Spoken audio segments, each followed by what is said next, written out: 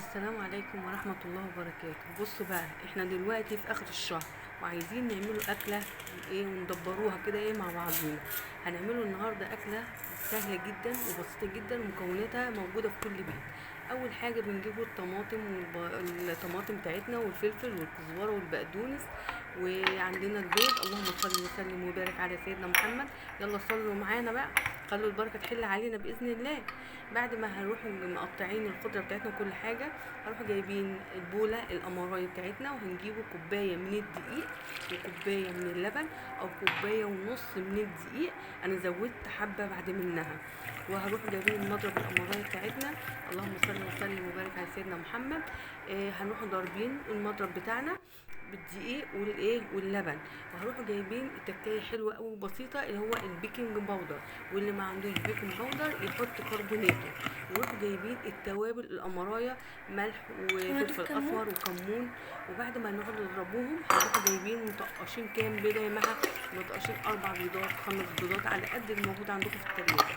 وهروحوا ضاربين كله في بعضه زي القمرايه. اللهم صل وسلم وبارك على سيدنا محمد. حاجه سهله وبسيطه جدا، توفير اخر الشهر، وهتاكلوا وتشبعوا منها. بعد كده بروحوا جايبين الخضار بتاعنا اللي انا مقطعه القمرات بتاعنا. الفلفل الالوان كان عندي قرن فلفل اصفر واحمر واخضر، وحبه كزبره وبقدونس وشبت وطماطمتين او 3.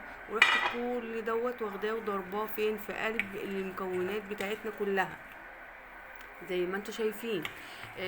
رحنا جايبين الخضار بتاعنا كله وضربناه مع الدقيق واللبن والبيض والتوابل. وبعد كده انا كان عندي في التلاجة حتة جبنة تركي. في بقى اللي عايز يحط جبنة تركي، جبنة رومي، جبنة زي المسميات اللي بتبقى عندكم في انهي بلد. واللي وصل معايا لحد هنا يقول لي بيتابعني من انهي بلد، ويعمل لي لايك وشير ويكتب لي تعليق، سواء بالتعليق ايجابي او سلبي مش مشكله عندي، المهم ان انتوا تعلقوا لي.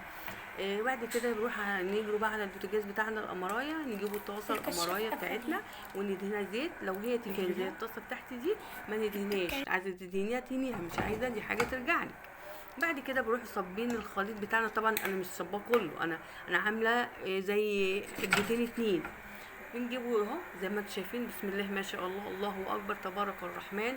ربنا يا رب يحسن ما بين ايدينا زي ما بيقولوا. هروح مغطين الطاسه بتاعتنا القمرايه عشان اللي فوق يستوي، اللي تحت طبعا بيتحمر. فبروح مغطينها بالغطا دوت القمر على بصوا زي ما انتم شايفين. ايه ده؟ ايه يا بنتي يا مها الجمال والحلاوه دي؟ بسم الله ما شاء الله، الله اكبر، تبارك الرحمن. بنروحوا جايبين الغطا مغطينه، وهي زي ما انتم شايفين. طبعا انا بهز الطاسه بتتهز معايا، القرص العجه بتاعي بتهز لان هي طاسه تيفال. باخد الغطا واقوم حطاه واقوم قلباه على وشه التاني اهو زي ما انتم شايفين. انا خدت الغطا وقلبتها واروح حاطه اهي ادي القرص العجه بتاعي. وبسم الله ما شاء الله هنسيبه بردك، هوطي بردك عليه البوتاجاز، بنوطي عليه. وبعد كده بروح وحط اهي. بص انا بقى ايه الجمال ده، ايه الجمال ده يا بنتي يا مها، بسم الله ما شاء الله، ايه الجمال دوت. قطعتها، بنقطعها السمبوسك، بتقطعها مثلثات زي ما انت عايزه. انا الكميه بتاعتي دي عملت لي اهو قرصين 2 من العجه.